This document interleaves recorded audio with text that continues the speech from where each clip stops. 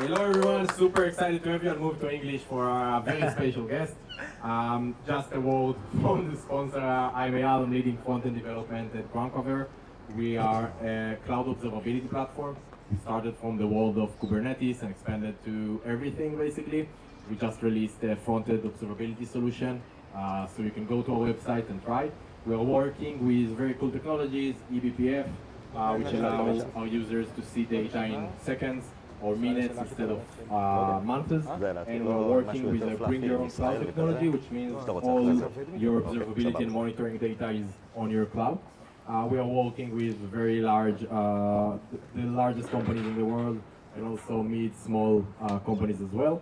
And we care very deeply about the community and about our engineering culture, and we are hiring. So if you are looking for anything, feel free to reach out to me or anyone with the groundcover logo. Very excited to have you waiting for the Q&A, and thank you very much. Thank you, Eyal. Thank you. All right, so, we all know why we're here. Beer. Right? We're here. Beer, right. Beer and pizza first. Everybody's here for beer and pizza. That's always the thing that comes from a meetup. No, but seriously. Today, I'm so privileged to have this guest here today. Like, I am thrilled and excited. This is in 5 years for me waiting to meet him in person. The one, the only, Guillermo Rauch. All right, Guillermo, let's get you a mic. Well, welcome. Thanks for having me. A lot of hype. Yeah, better a lot live of up hype. to the hype. Can you believe this happened like in 2 days? No, it's amazing. Thank you, Gal. Thank you, Groundcover. And this is one of the, I think this is the coolest venue that I've ever seen a meetup be held at. So we're off to a good start, and thank you so much for coming and setting this up. And also, you said you already ate like at Abu Hassan today, so you're prepared. I had hummus for breakfast today, so he's got enough energy. I hope I'm a local now. Yeah, that's what you guys do, right? Yeah, so amazing. No, you also experienced your first kind of siren, so that's part of also what we do. And we're safe, thank God. So here we are. All right, cool. So we got this Slido thing going on. We got lots of questions. I'm sure a lot of people want to ask you. And we have Gal here moderating for us because he's going to keep and make sure that we don't do anything that is out of Vercel kind of culture or something. But he'll come and tackle us. And yeah. You know, we know you got security here too, so we're good. We're not going to do anything sketchy. Of course not. All right, so let's just jump straight into it. I see the first question that got a lot of upvote, and I think is very relevant to this time and day of age is, what is the future role of front-end development in the age of AI? Yeah, I think it's no surprise. I already had a few good conversations about V0 and vibe coding. I think front-end development for me has always been very special because when I got started programming, I tried out many different things. I tried out many different programming languages. But by far the most rewarding thing was front-end development because you write some code and you immediately see the results of your code. You can picture how a few lines of code, whether they're HTML or I was doing PHP at the time, I could picture how I could send someone a link over the internet and then they would immediately get value, they would immediately get to see something. So when we started Vercel, we called it the front-end cloud because we figured out that if you start from the customer experience, if you start out with Next.js, then the customer has to write only a few lines of code. Maybe they can plug in backends that are as a service, right? Like you can plug in Stripe over here. You can plug in, now we have Supabase over here. And so we figured out the way to bring the most value to the world is to start with the front end. And the front end, hopefully with Next.js, which is kind of inspired in PHP in some ways, hopefully we make it really easy, right? So you create a folder called pages, you throw in a file, and with one line of code, export default in a closure function and some JSX, you've already created something. And so one thing I always look at to maybe orient myself, investors, people that I talk to is, how many React developers exist in the world? For example, groundcover They use React to create their observability front end. And there's many Next.js users here today, and obviously we're Next.js build, although I don't know what this is, but I'm not going to discuss that right now. We will discuss it later, don't worry. So if you go to the Chrome Web Extension Marketplace, and you look at the React developer tools, it says it has 4 million active users. It's a lot of people. But if you look at the stats of how many developers there are in the world, people say 20 to 25 million. So the React community is really big. And with things like Next.js, we're making it so that you don't have to know a lot about programming to get started, but you still need to know a lot. Yeah. Like, for example, NaN does not equal NaN. Like, you have to know some basics about the world and mathematics. So imagine with a world in which the barrier to entry to programming is now everybody that can speak English or Hebrew, and that you can type into a prompt and then generate that front-end code. So that experience that I had when I got started programming, I think a lot more people are going to have in the next 10 years. And that doesn't mean that our programming jobs are going away or that like front-end development is not relevant anymore. It just means that the world will change to adapt to a different kind of programming. And people joke about vibe coding, and they say it's fun to vibe code, it's not so fun to vibe debug and whatever. But I think there's going to be more tooling to solve those problems. The frameworks and developer tools will likely adapt themselves to suit how LLMs like to program. And so I think we're at a point which is an inflection for how we've been thinking about front-end development. I think it's really good to be closer to the customer today. Like if you are thinking more about front-end development, if you're thinking more about design, those are very important tools and perspectives to have. And it's also very good to be in React and the frameworks that the LLMs like to use. So it's exciting. Yeah, thank you for that detailed answer. Cool. You spoke about you started with JavaScript because it was a great language and you kind of found your legs and arms, so to speak. But you've also worked on a lot of other OSS projects besides Next.js, right? So out of all your open source projects that you've done even before Vercel, which one are you most proud of? Before Vercel, so I can't count Next.js because that would be the most impactful by far. Okay. So Socket.io is one that I'm pretty proud of because I was looking at there was a thread on X about, hey, what stacks are you vibe coding with? And I opened the thread. I was like, a lot of people say like I'm using Node.js, and people are still using Socket.io a lot, which kind of boggles my mind because I haven't worked on it for so long. So I'm proud of the longevity of that project. It's kind of a confirmation that I call this in terms of LLMs, token preserving abstractions. So of course I wasn't thinking of when I created Socket.io, I wasn't thinking in terms of when was it, by the way? It was a long time ago, right? Like it was like what 2012, 13. Wow. So, but one thing I did do is I was obsessed with brevity. Okay, I was like, people don't have time to learn new things and buy new products. Everyone has something to sell. And so they have 10, 15 seconds to evaluate your product. And I figured out Socket.io is going to be evaluated by, people are going to get to the project on GitHub, and they're going to read the README. And very quickly, it has to tell you what value it's giving you. And so the example of Socket.io was a chat app in like 5 to 10 lines of code. And I'm very proud because if you think about what I was trying to do there is you're like a token processing machine and you have a limited context window and have to get inside your head as soon as possible. And I have to tell you like, this is what it's for. This is when you think I need to create a chat application, I want you to link it to Socket.io. And I succeeded in doing that. And there's aspects of the technology that I don't like anymore about it. Open up here, no. And I also created Mongoose, which is an ORM. And I also, you grow and you change certain things about your life. But the impact that Socket.io had, I'm still very proud of. Funny that you should mention Mongoose because we have a question about Mongoose somewhere here. Gal, if you can help me find that and highlight it, that would help. Hold on. There we go. How come Mongoose is still the closest thing we ever got to an actual ORM in JavaScript? Well, I'll tell you, when MongoDB came out, I think I was one of the earliest people to even consider using Node.js. So one piece of advice I always give to people is, choose the right waves to surf, especially when they're early on. I think I've been lucky that I chose a few good waves. I got into React really early.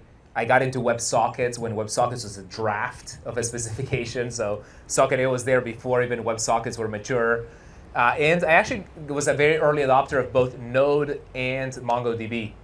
And I think we did a pretty good job with, I'll tell you one thing about Mongo that is really good, and I'll link it to Vibe Coding.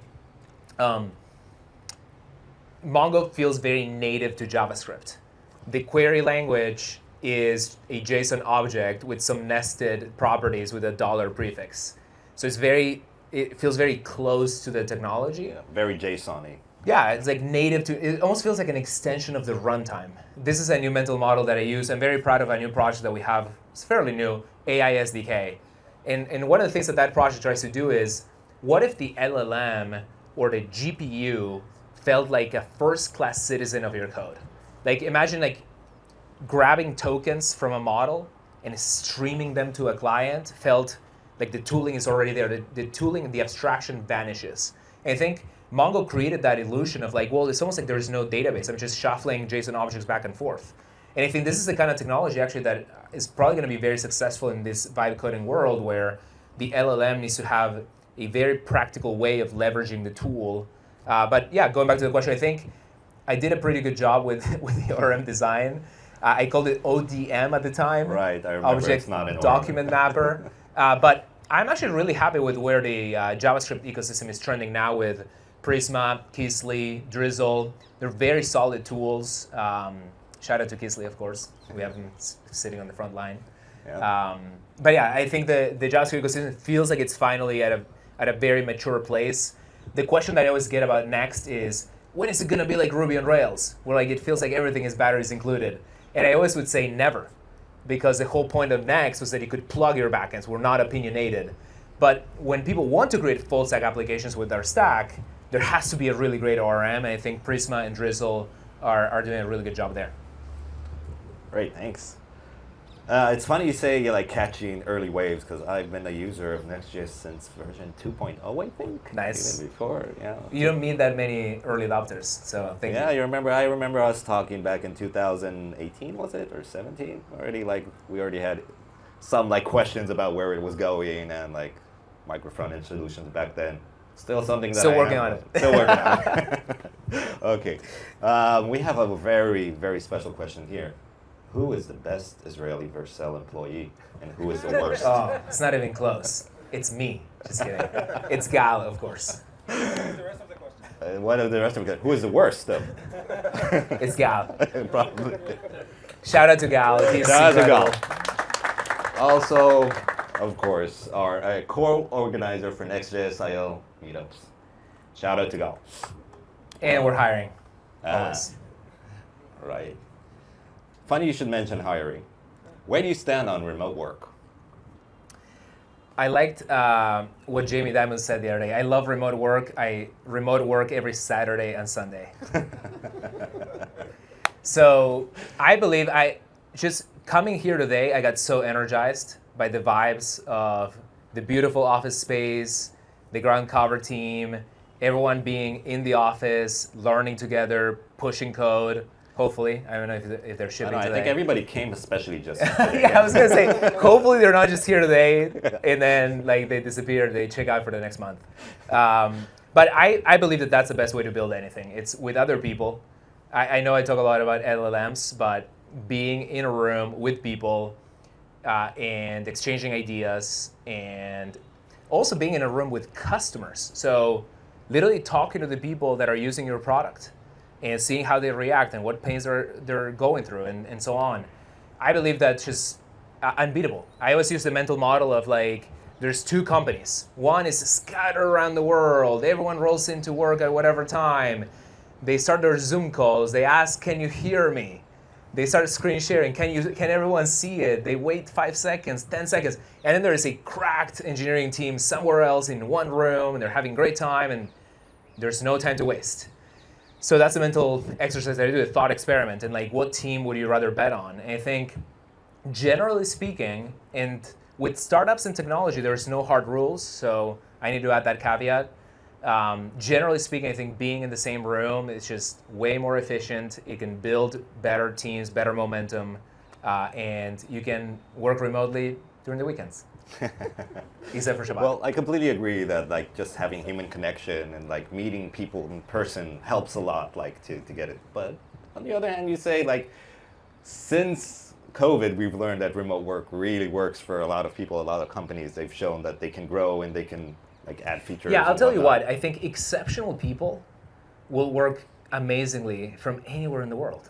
I agree. They can work amazingly. They could be in this rooftop and just Again, we have an example right here. Gal is probably shipping code right now from his phone while the meetup is going on. But I think there's a couple things. One is the exception doesn't make the rule. The other one is for Gal to have gotten so cracked, you have to spend time with being mentored and being alongside other people.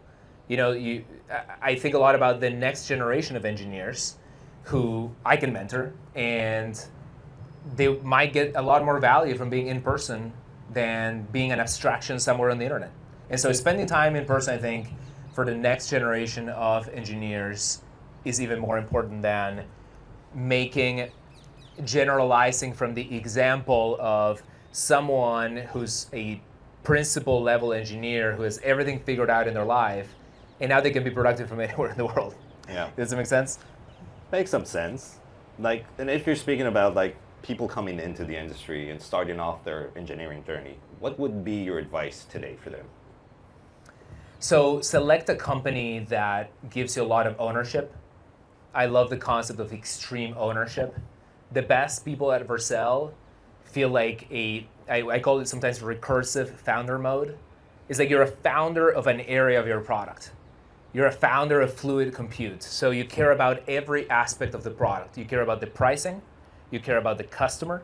You care about the mean tweets. You care about the good tweets. You care about the marketing. You care about the documentation. You care about the API. You care about the logo. So it's almost like you're the CEO of an area of the company, not necessarily the CEO of everything.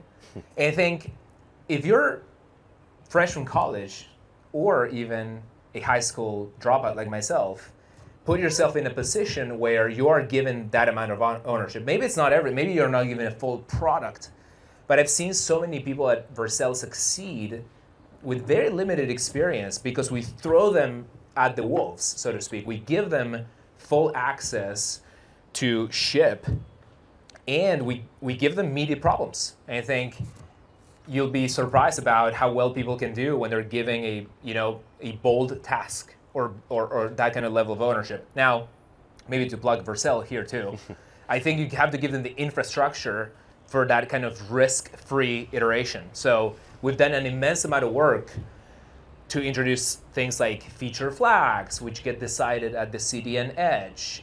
We have instant rollbacks. So if the intern fucks up, we have very limited damage, right? We have preview deployments, so you can branch out and you can test your code in a production-like environment. We're now working on progressive rollouts. So you can say, roll this out to 30% of the traffic only in Israel. So I think it's really important to have a very solid platform, whether it's Vercel or something that you created yourself, and then that invites the kind of quote-unquote risk-taking of hiring people that could be young, could be fresh from college, might have not gone to college, might be vibe coders. I believe that vibe coders will be able to ship to prod, even without having extensive knowledge of what the hell they were working on, right? Like, if the tests are passing, if it's been validated in production, if it's secure, if the tooling is good, then that's the thing. So to summarize, the things that people can do in the future are reduce the barrier to entry to shipping. Cool. I see what you're saying. So what do you think would be your advice, though, to people that have been in the industry for a while, like senior engineers, now with the whole change in the AI landscape and like vibe coding and whatnot? So I think there's basically two layers to software today. One is you're working on the infrastructure layer, So I don't know much about groundcover, but I'm sure there is a team that is working on the data infrastructure, the control plane, the low-level backends, the eBPF syncs, the protocols, etc. And there's a team that is working on like producing the most delightful customer experience possible to visualize that data. So broadly, you can say there's an infrastructure layer and there's an application layer. I think both sides of the equation are going to get a lot more ambitious. So it's happening at Vercel already that a lot of infra engineers are now shipping front ends. Why? Because they go to V0.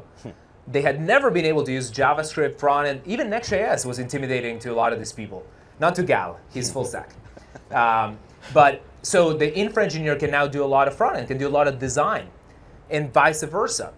The people that were working on, only the design, mock, and specification PMs are now shipping a lot of high fidelity prototypes thanks to V0. So it does look like the future is a lot of more full stack contribution, not just to the product, I would argue to the business, where going back to that metaphor of you almost want to be a founder within a company, right? I believe that with AI, we can all act like founders within a company that take on more of the burden than, hey, this is your little swim lane.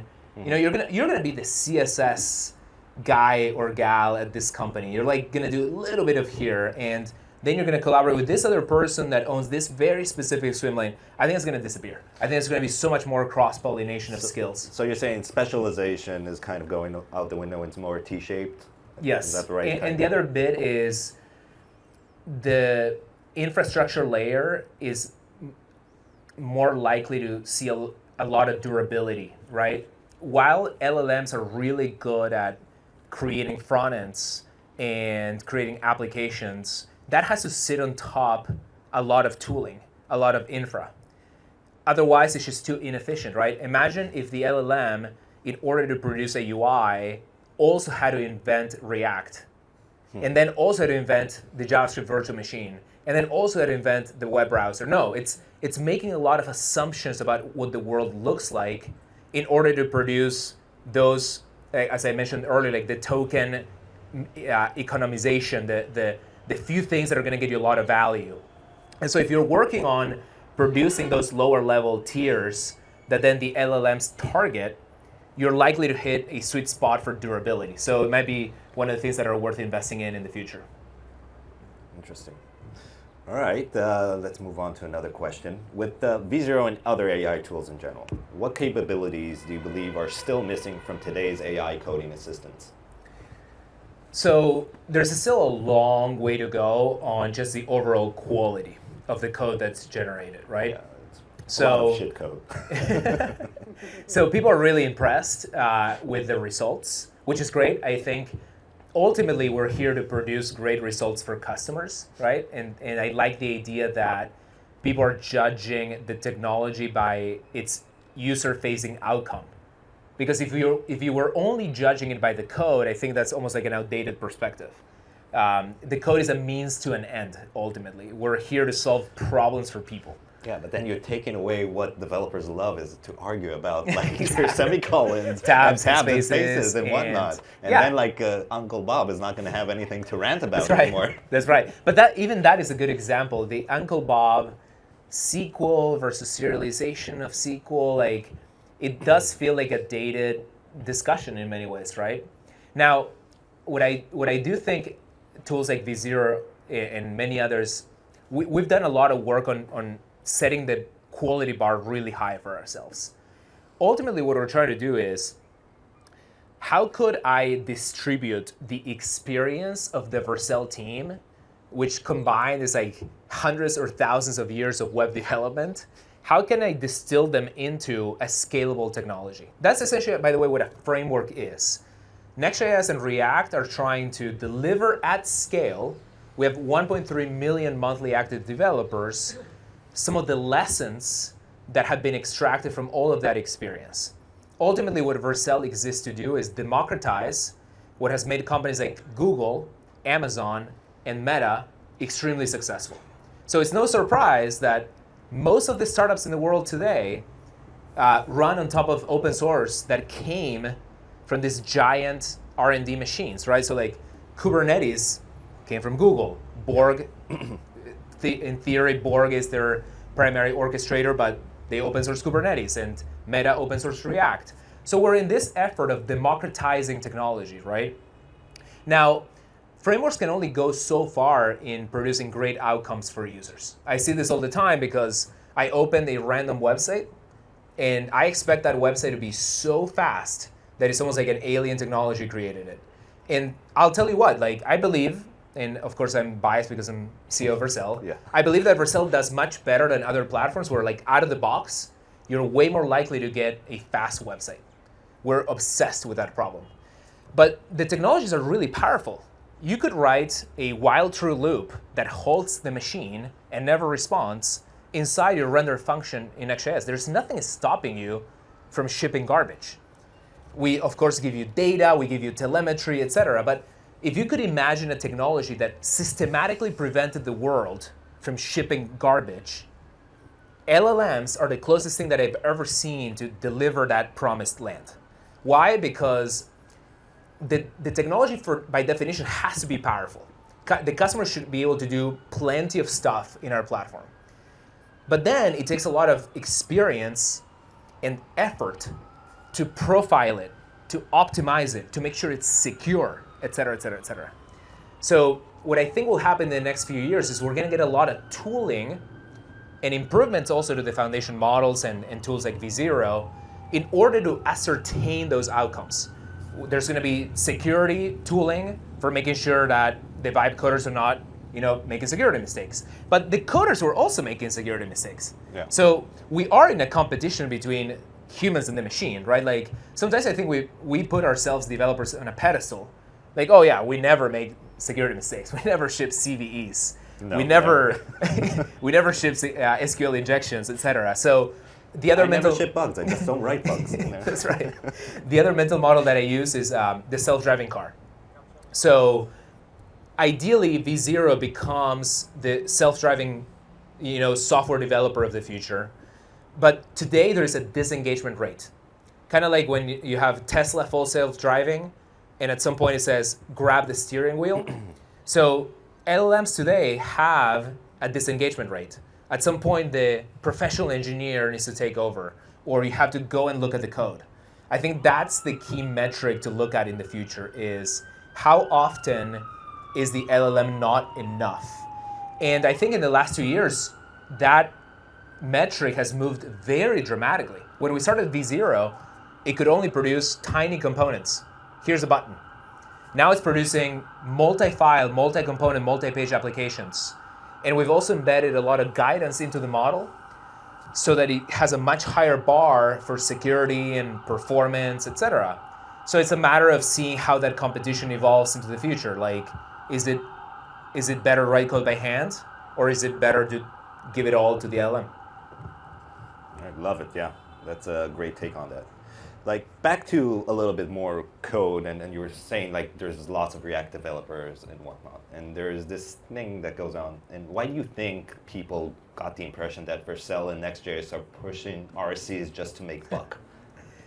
So one of the things that I always work from first principles, and one of the first principles that I work from is, again, if I need to produce the fastest possible website or web application, I actually have been experiencing this in Israel a lot.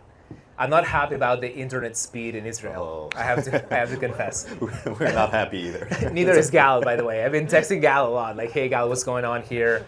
And I've been analyzing the network stacks a lot. I've been analyzing, where's the nearest region? Are people leveraging the Israel AWS region? Is the data there? Client-side rendering is devastating here. I've been profiling a lot of front ends, and there's some that will give you a loading screen here in Israel for 5-10 seconds. Why? Because they're client-side applications, and what they do is they download an empty shell, then they download a bunch of JavaScript. Not everyone is caching that JavaScript in Tel Aviv, by the way. No, it's serious. Like, it's just a lot of the CloudFront default distribution does not include Tel Aviv as a region. So you actually end up going to US East 1 just to get the JavaScript assets. Yeah, if you didn't understand, Israeli companies don't build stuff for Israel. I know. But I also want a good experience here. Yeah. At least for the 7 days that I'm here, it has to be super fast. Then you guys can make it slow and I go back. And then, okay, so use effect runs on the client side, and then it makes a fetch query. And then it gets a user auth state. And it's going to Virginia, it's going to New Jersey for the user information. And then it's coming back, and then it says, oh, now let's get the teams. Okay, cool, go back again. And so it's physics. It's every single time we're burning 150 milliseconds or more in going to get some data. And the result is everything is slow.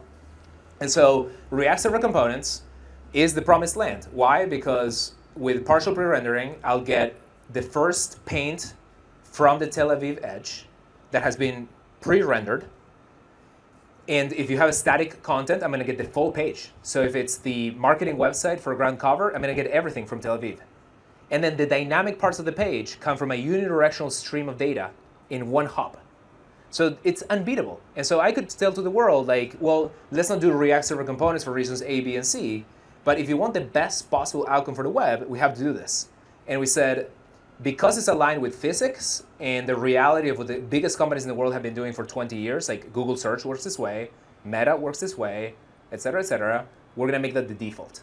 What I think we should have done better is also give you really easy escape hatches when you want to do things the way you've been doing them still, right? Like we don't have, I think it's getting a lot better. We added documentation on the Next.js website for how to do single page applications the traditional way.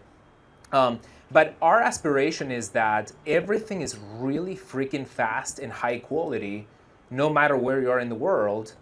And that has to be the default. So, and yeah, there's conspiracy theories on X, but there's so much garbage on X. Yes. You probably saw my tweet and the replies. So well, there's a lot of garbage on X. Yeah. So, and by the way, I'm very sympathetic. So there's a learning curve. It's disruptive to the ecosystem. I think large changes they come with some pain. And no one likes migrations. I think we did a good job at keeping the pages directory next to the app directory and making it incremental, et cetera. But it was a big lift. And again, React got introduced to the world using client-side rendering. That's what I actually started to fix with Next.js. I presented it as a server-side rendering framework. So it was interesting to see that Meta was using React in a very different way from how the community adopted React. When you go to facebook.com and you experience your notifications and the marketplace and the newsfeed, all of that is server-driven UI. But when they open source React, the community used it as client-driven UI. So that was also holding it wrong, basically. Holding it wrong, and also Meta open source create React app, which started with client-driven UI. And so I remember when they announced create React app, first I panicked because I was like, oh shit, I was also working on a framework. And now I'm competing with a framework by Meta. But then when I saw that I had a very strong different opinion because we were server first, I was like, okay team, we have 2 weeks, we have to launch this thing, and we're going to compete with create React app. That worked out for you, didn't it? It worked out for sure. Okay. So back to how you felt with that X tweet. How does it feel to witness the hate towards Israel on X? Like, just from that little thing, you just said good morning. Yeah, I was called a Nazi. So I was talking to my wife, I was like, the mental gymnastics that it takes to say the things that people are saying is pretty wild. In some ways, I think it shows the world, the two sides very clearly. And I think people are going to be able to read that and make their own informed opinions of seeing the celebration of a great country and a great place and a beautiful day. And I went on a run and it was amazing. And then all the hate. Yeah. So people should make their own decisions. And I think I'm very optimistic. I think the truth, the light will prevail. But in the meantime, it's painful to see all that negativity and hate. Yeah, and think about it. This has been going on for a long time, and I think the Israeli tech industry has been like hit by it as well. Like, what would you think would kind of help lift the veil here? I think more people should visit and see what it's like firsthand. I was impressed by the cultural diversity. I'm sitting in Jaffa, and you see firsthand just how welcoming and diverse this country is. And what you read sometimes in the news or on the bot farms on X or whatever paints a very different picture So hopefully this motivates more people to visit, right? Amazing. Yeah. And I think, I'm a natural optimist. I think the people here are great, and yeah, the good things will prevail. Great. We appreciate you. Great. So now back to spiciness. I brought on the spiciness myself. Yes, Yeah. you did. So there's a question here. What's the deal with Vercel and Cloudflare? Oof, that's spicy. Speaking of tweets back and forth, like that one was last week. Yeah, there's always not something. only last week. Also, one of And the the week comments. There were before, lots and- of comments. All the time. One of the things I was excited about this trip is that as we were investing more and more and more in security, I wanted to start, getting the feel of like who are the people that I should meet while I'm here, like who are the great security companies that I should meet while I'm here. I'm meeting a bunch of people from Wiz. By the way, congratulations, Wiz, you killed it. So it's obvious that we're going into a battle head on between Vercel and Cloudflare. Vercel started out as host the application. Here's the developer tools. Hopefully it's going to be super fast out of the box, simplify the deployment process. And then almost accidentally, we ended up building a CDN because of what I talked about earlier. If the application is going to be great, especially if you care a lot about front end, it has to be great everywhere. That's why I'm obsessed with making sure that there's a Tel Aviv pop and region and things like that. And so we started out from the application, and then we moved into CDN and security. They started out with, okay, the application already exists. It's probably written in COBOL or Java, and it's in a data center. What can we do to make it, I'm maybe not being so charitable here. Obviously, what can we do to make it marginally faster and marginally more secure? Well, you put a CDN in front. And I think it's a good approach for what we had in the past, which is that idea that you're not born in the cloud, you're in one location, and you need some technology to protect and try to expand the reach of that. In many ways, I think that is like duct taping the application. You didn't conceive the application to be global, and so it starts introducing a lot of friction for the development experience. Mm-hmm. So what happens, for example, is when you're doing local development, you don't have the CDN running on your machine. And because you don't have your CDN running on your machine, when you deploy to prod, it's like, okay, hopefully it works. Hopefully it caches right. Hopefully, it's compatible with the code that I just wrote. And even rolling out CDN configuration is kind of a mess because it's designed for web UIs. You can't branch it. You can Git track the changes that you make to your headers and redirect rules and workers and so on. So what we wanted to create is a comprehensive end-to-end solution that made the CDN almost like an output of the deployment process. And you didn't have to worry about the configuration that came with it. So I believe that we have a much better model by design. And it's also born in the cloud, and this is a very important data point. So because we sit on top of AWS, we're already leveraging a massive global network. In fact, the fact that there is a full region of AWS in Israel is amazing because Vercel didn't have to create data centers. And so we have a lot more data gravity. Your data is likely already in the cloud. There's probably a lot of backends that are in the cloud that Vercel can connect into securely. So Gal and their team work on technologies like secure compute so that your functions can talk directly to private services inside the cloud. And so Vercel is just much better positioned to take the application developments that people are making today and bring them into the future. Now I'll speak charitably about Cloudflare. Yeah, they got a few very good primitives. Yeah, so I liked the idea of V8 isolates. I was quite compelled by it. In practice, it didn't work out for us.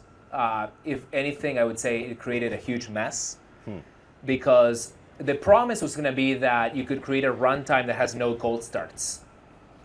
In reality, that's just marketing.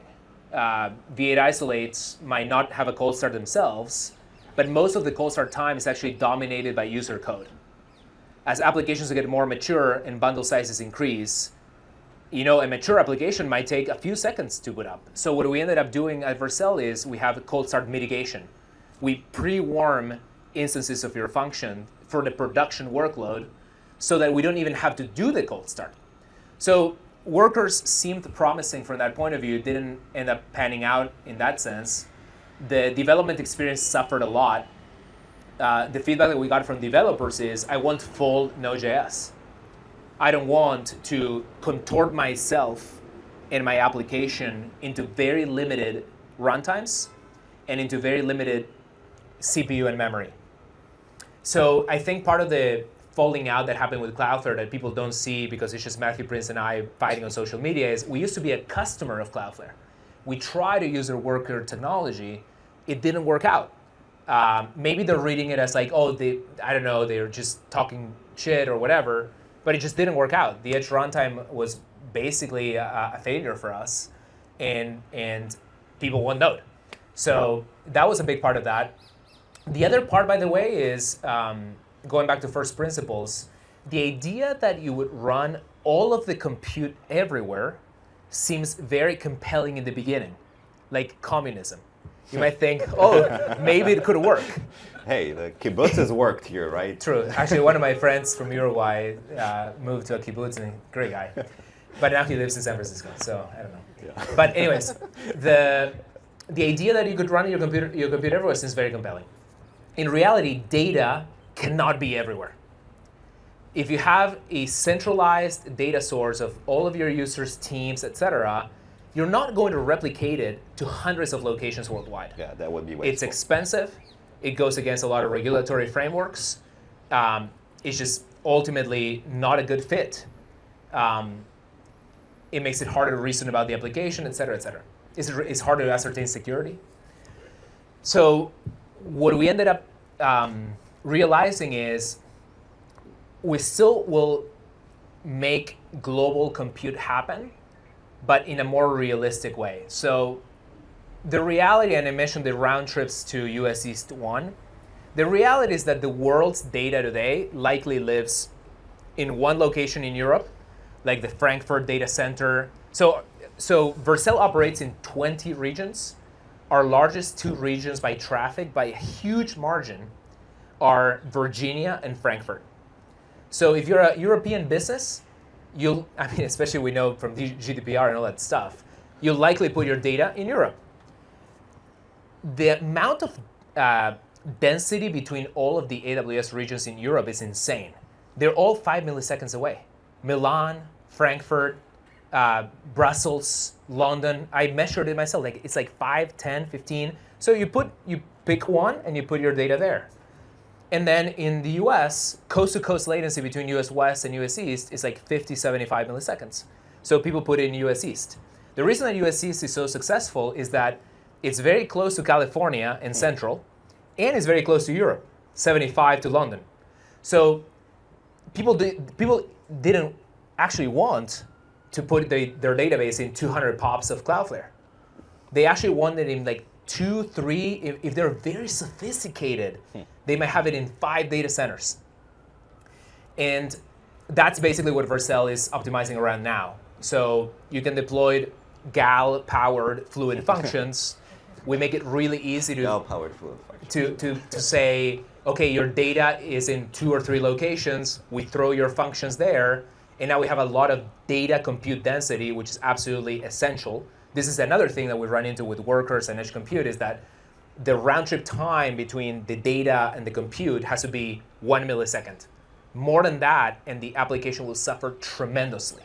So anyways, I went too hardcore into latency, but the long of it all is, going back to Cloudflare, the edge compute model was mostly a failure. It's really good for routing stateless logic at the edge, but it's not good for applications. And I think you're probably going to see that Cloudflare will have to right their wrongs because it just doesn't work with the physics of the world. That makes sense. Yeah, but they did come up with something pretty nice. They have like the remote MCP servers infrastructure. Is Vercel going to get into that game soon? Yeah, we're already in that game. I think we have an MCP server template that you can deploy to Fluid. What I'll say is, as a developer and as a product company, you should always lead with customer value, and so make sure that the things that you're deploying have like concrete use cases and things that people are doing with these MCP servers. Yep. I feel like it's a big hype right now. Like everybody's saying MCP, even non-technical people. Yes, there's a lot of excitement, and I'll tell you, the MCP protocol itself is getting better. Okay, so for those that don't know, We have a meetup in 2 weeks. Okay, about great. MCP, So maybe you'll know. But like, there's like two ways that LLMs can systematically interoperate with the world. Actually, I would say there's maybe three primary ways. One is search grounding, or /RAG.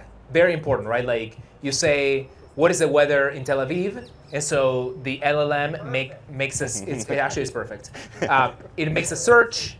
It hydrates the prompt with the results from search. So that's basically like one broad category.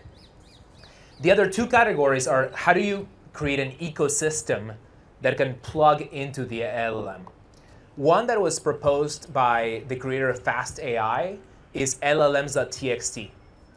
It's a really nice convention, right? Like you go to a website /llms.txt, and the model can, or the AI app can grab a lot of documentation and Makes sense, like we had robots.txt too. Exactly. Or maybe it's the opposite. It's like to welcome the robot. Yeah, now it's It's like, robot, please come here and grab my data.txt. Yeah. But yeah, it's a convention just like .well-known or robots.txt. And what's nice about that, it has a lot of pitfalls, like versioning. Like, are you grabbing the llms.txt for Next.js 15 or 14 or whatever? But it's very simple and stateless. And anyone running a web server anywhere in the world can throw in an llms.txt file, and now they're quote-unquote AI capable. MCP started out being way more complex. I would argue maybe a little bit over-engineered of a protocol, and it still has gaps like how do you solve for auth, and it's very much being baked. But one of the key things that got announced recently is that they're going to support more of a stateless protocol. So I got excited because not only does it work better with what we found scales better, which is these more stateless functions rather than stateful servers. But also, it just seems easier to grok, right? Like, imagine if I could create a convention where I can say every website.com, just like it has llms.txt, can have /tools/ and the name of the tool, and a tools.json file. And that describes how your web application can expose tools into an AI. And so at that point, you start realizing that an MCP server is just another API server. It is. And there are some interesting differences that we've learned. One is that the first question that comes to mind is, why doesn't the AI, if it's so intelligent, just use the APIs that already exist? Why doesn't it just grab the open API spec and navigate your product since it's so intelligent? One of the things we found is that tool choice and tool sequencing is actually quite hard for the LLMs to do. So what you're effectively doing with the MCP server is, our CTO calls it SEO for APIs. Yeah. You're creating tools that are more concrete for the use cases that customers have. And so maybe the end of my rant is, at the end of the day, it's all about creating value for customers. If your MCP endpoints are things that customers are frequently doing, and there's a workflow that you're facilitating, I think it's a great thing to have. But another example is LLMs are really good at invoking CLIs. So one of the things that we're doing at Vercel is we're making our CLI better.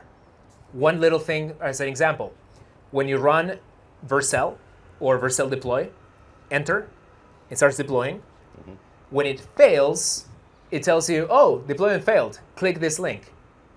That's not so practical for a tool like Cursor or Windsurf. It would be much better if std out or std had the entire error from the logs. Interesting. So the conclusion that we're arriving to with at Vercel is, not only should you make MCPs or LMs.txt, CLIs getting better and being very ergonomic for AIs will also add a lot of value to the world. So the simple one is like if the deployment fails, we're going to make an API call automatically to fetch the logs and render them immediately, and then the LLM in one full loop will know how to fix the error, and then we'll deploy again. But that didn't require MCP. That just required the capability to run a command. So if you look at tools like Manus AI, if you look at anything that's doing computer use, if you look at the sidebars for Windsurf Cursor, VS Code Agent, they can all run commands. So that's also a very attractive option. Cool. All right, what are some Israeli companies that you like in the SaaS/developer tools and API realms? Wiz. Wiz, okay. One. Well, I like Wiz a lot because Wiz.io has been on Vercel for a long time, and it's actually a really fast website everywhere in the world. We have one developer from Wiz here. So generally speaking, I think Silicon Valley and Tel Aviv are the two best places to start a company, just from a vibes perspective, community exits, density of successful outcomes. So Wiz is just a proof point in the trajectory. But what's really nice about getting those outcomes, by the way, is that, I mean, I can tell you from experience, it's really hard to get to a multi-billion-dollar company. It's an insane amount of work, but once someone does it, it inspires the rest of the world. So I think it's the next 10 years at least are looking very bullish for the region based on how many companies have had tremendous success. Orca as well, and many others. I think there's a lot of them that are hybrid, right? Because I meet a lot of the CEOs of Israeli companies in Silicon Valley a lot. They just put like the development center here and then send all the marketing and sales. And they go and to raise Desktop guys who are here today. I met them a bunch in Silicon Valley. So keep that up, by the way. I think it's great to have a very fluid exchange between the two places. Right, let's get that San Francisco, Tel Aviv line back. We have to bring back that flight. So I wanted to have a direct flight here. So I'm going to go complain to United or American Airlines or whoever. All right, go do that. We'll be happy. Now, Who should I add? JetBlue? Like, who's up for being the next direct flight? Maybe you're going to have to ask Elal, because that's like the only company that always flies in Tel Aviv, from Tel Aviv. Anyways, on to a different subject. So I'm reading this, but I don't know who this person is. Forgive me. But with Fernando Rojo as head of mobile. That's red in Spanish, by the way. Fernando Red. Yes. Is Vercel planning a bigger push into mobile, perhaps a framework to rival Expo or other middle-focused initiatives? Yeah, so one of our fundamental principles at Vercel, this was also the case for Fluid, it was the case for V0, is when we build a new technology, we use the shit out of it ourselves. And then if it meets our quality bar, we export it into the world. The thing that made the initial version of Next.js so successful, I mentioned the Create React App story, is that I was building Zeit.co, marketing website, dashboard, and everything in between in Next.js. And we had been cooking on it internally for a while before we said, you know what? It'd be good for the world to have this. It's amazing. And with our approach to mobile, it's going to be exactly that. Right now, we're cooking on the V0 mobile app. And one of the things that I've always been excited about for React is it has React Native. And not many ecosystems can claim, thank you so much, can claim we have a technology for the web. And by the way, you have option value that if you want to create a native app, you'll be able to reuse all of your know-how. You'll be able to use all of the LLMs that know how to use this technology. It leaves that door open. So I frankly believe it's been hard to compete with React just for that reason alone. Like, how would you say, I'm going to shut the door on apps. I'll never do an app, ever. Therefore, I'm not going to choose React for my project. So that was kind of the why I got so excited by the tech. But if I look at the average React Native outcome compared to, the cutting edge of what I've seen be possible on the web. So I'll give the example of Wiz.io. when I went to their website, I didn't know they were using Vercel. But if you go and you tap, it just feels good. The loading experience is good, and the transitions between pages are good. I'm a simple man. I look at two things with the web applications. And obviously, I look more over time. But first, I look at the initial loading performance.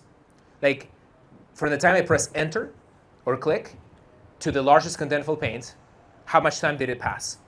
And just like a very apt, Call of Duty player or Counter-Strike, you develop the latency sensitivity over time. It's sort of like, oh, that felt good. 10, 100 milliseconds, like. Yeah. And then I don't know if you tried to do like PS Remote and play like Call of Duty on PS Remote, but that's abysmal. Exactly. That's why I don't do it. Yeah. Okay, so, and then you look at subsequent page transitions. So you click on something. And so a lot of the effort in Next.js has gone into the soft navigations. So we do prefetching. There's a new API coming into React for off-screen rendering. Like, we're still obsessed with like, the tap is going to be so freaking fast. You're going to be like, what the hell is going on here? Like, some people are even arguing that you should not do click. Yeah, you should do only mouse down and then transition before you even release your finger. A lot of tricks for perceived performance. Yeah, Right? but those are the two rules. Fast first initial loads, fast transitions. That's all. So Next.js today, and we created something called nextfaster.vercel.app. We created grep.app. There's plenty of examples of you being able to achieve the pinnacle of what the web has to offer. And we're also very competitive with a desktop app. Like the speed, the transition speed between two screens on desktop native versus desktop web, like a normie would never be able to tell. Now, with React Native, we have not been able to do that as much. Yeah. Where you grab a React Native app and you're like, oh, I can't even tell. This is React Native, this is Swift UI. So when we make a contribution to the mobile world, it'll be because we've gained enough confidence through the development of applications like V0 for native that we can give people those kind of outcomes. And don't you think PWAs is the way to go forward with this? It's not, because Apple is constraining what we can do too much. I ideologically want PWAs to happen because the web is the best deployment model, and I don't believe that a company should be able to say, I'll give you an example from, we're developing V0 for mobile, and the other day I got an email because somehow I'm still in the list of developers of our App Store account. They should kick me out. I got an email that we got rejected for test flight. Just let that sink in. We got rejected. I get it if I actually don't get it, but I understand that Apple wants to constrain submissions into the proper App Store. They actually rejected us for test flight. And I was like, that's actually terrible because they're not even letting people iterate. And there was some reason about they weren't able to sign up to the app and whatever. Imagine if the web worked this way. Yeah. Where you can't you can deploy to a domain name until, I don't know who, somewhere, ICANN or some authority somewhere says, sorry, I wasn't able to log in to your deployment, so you don't get to ship. And we go back and forth on this terrible UI of explanations back and forth. It's kind of like CAPTCHA, no? You never get the right things. That's right. It's worse. Yeah. At least I figured out CAPTCHA within 5 minutes. So spiritually, I want the PWA deployment model to win, where there is no authority that can say, I don't like this, I like that, whatever. But it doesn't seem like it's going to happen fast enough. I do believe it will happen. That's for sure. So in the meantime, we have to be able to give developers a platform that, first of all, sets them up for that world in the future. That is very important to us with Next.js. We want you to write code bases that will be able to do that. You want to write ShatCN code that could be ShatCN native code. You want a router that allows you to model some of the things that you can do in native apps that are very different from desktop apps. For example, the parallel histories, where you switch between two tabs on your native app, and they all have their own history stacks. Like, the web doesn't work that way. So we have to create abstractions that can have enough coverage of that future. So those are the kinds of things that we're working on now. Like, how do we set up the web for future centuries-long success, while also giving people a path to actually ship apps and make their businesses work. Yeah, with current technologies. With current technologies. Cool. Now, looking back at the app router since it's released, would you change anything? If so, what would it be? There's many things that we learned, but I've always been a huge believer in ship and learn, ship and learn, ship and learn. I love the Jeff Bezos metaphor of one-way doors and two-way doors. When you make decisions for a business, a product, a piece of code, there's decisions that are pretty fundamental and hard to reverse. They're one-way doors. There's decisions that are two-way doors. I believe that in software, this is why being in software is so great. If you mess up your CAD design for something that you tell a manufacturing plant to produce, that feels like a one-way door because you might not be able to rectify it until 12 months from now. But we live in the world of software where we can actually iterate pretty quickly. So one of the things that I wanted to start getting into motion was this transition into the server-driven nature of React. And we were able to do that really successfully. Nowadays, the vast majority of new applications are, if you look at the downloads and the adoption of App Router versus Pages Router, App Router massively dominates. A lot of the new big applications on the internet, like grok.com by XAI, they're on App Router. So a lot of the big new apps are on App Router. And I think it's gotten much more stable and the developer experience has improved dramatically. We still have some ways to go on things like caching and It's also made strides lately. It's actually way better. Yeah. Thank God, because caching is already hard enough, and you don't want your framework to make it harder. I really love that you at least you feel the pain when you have something. Oh, I feel the wrong. pain because I use the product, right? Like that. When one of my principles has always been zero config. When Vercel had now.json and a lot of configuration, we were in a lot of pain. People kind of really disliked now 2.0 when it had a lot of configuration. So maybe my regret is that I had already learned that. The thing that has made Vercel so successful, we even had an emoji on Slack, is zero config. This is why I gave you the rant on CDNs and yes, actually the zero lives on. Yeah. Zero config is so important for infrastructure that gets automated away, but for frameworks as well. So I think what I've learned that I'll never do again is have export const anything. Export const config, export const dynamic, export const whatever. So is the next tackle all the config files in JavaScript projects? I think config minimization is legitimately an amazing North Star for any product. Especially, so another important principle is progressive disclosure of sophistication.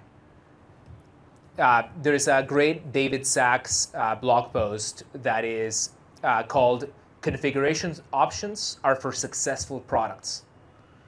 And configuration options are not at odds with a good experience. The problem is if they get front-loaded to you.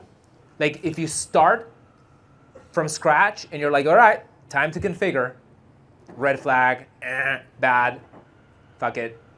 Now, if over time, I'm giving you a little bit more power that matches one-to-one the sophistication of your needs, that is understandable. However, in the React world, configuration is also bad because one of the fundamental principles is composability. Right.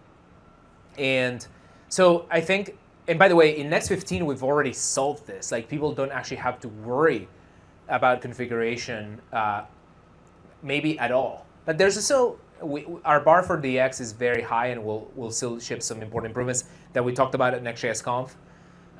So there's been a lot of learnings, but one thing I'll leave you with a takeaway is ultimately we'll always work in public. We'll always put stuff out, give you feature flags to turn on, tell you how we're thinking about this, get your feedback, rather than the illusion that you can go into the dark and cook on a framework for 6 months and then emerge with the perfect framework. I don't think that's just how the world works. and you need to iterate to greatness. Which is interesting that this next question is kind of next to this, which is, how do you respond to criticism that Vercel's products are primarily optimized for Vercel's own platform, creating potential lock-in issues for developers? I mean, we've answered that with actual product changes and outcomes. So the first one we did is, well, at the beginning, my stance was almost like, what are people talking about, right? Because some of the largest websites on the internet run on Next.js on-prem. And I ran it on-prem in several places.